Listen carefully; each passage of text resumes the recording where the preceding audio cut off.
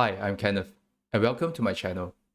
We have just received the latest Tesla Shanghai deliveries and production figures for August, and I'd like to share my projection for September and Q3. Yesterday, the China Passenger Car Association, CPCA, released the August figures. On the sales front, the retail sales, which is the sales within China, is 34,502. The export is 42,463. There is a record number of carriers in August. There are at least 6 ships to Europe, 8 to Australia, 2 to New Zealand, and 2 to Japan. This is a new monthly record. The wholesale sales figure, which is the sales within and outside China, is 76,965, which is the second highest on record. There's a total number of 14,796 Model 3 and 62,169 Model Y sold. Model Y is at its record. The previous high was back on June 2022 at 52,557, so it is a significant jump by 10,000 per month from the record. The production figure is more important than the sales figure, as we need to track how fast Tesla can scale its production after the July and early August upgrades to the Shanghai factory. Tesla upgraded their Model Y production line for 17 days back in July, and later the Model 3 production line, which ends on 7th of August. Hence, we see lower Model 3 production and sales figures. Earlier reports suggest Tesla aims to produce 2,000 to 2,200 per day Model Y after the upgrades. Our August production figures shows that it is about 1,829 Models Y per day.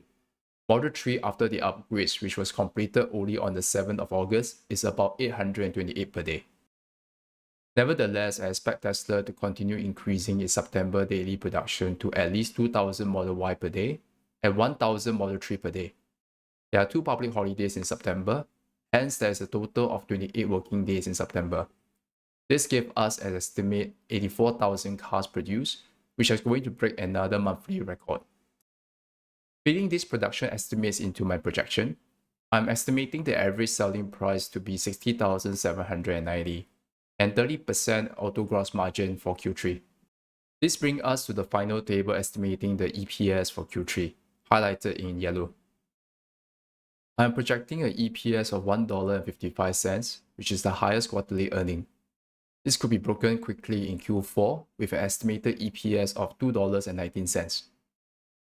The Wall Street analysts are currently using a PE ratio of approximately 70 to 75 for Q3 and 69 to 72 for Q4. It is conservative, but it is what analysts are currently using, so I'll be projecting with this PE estimate.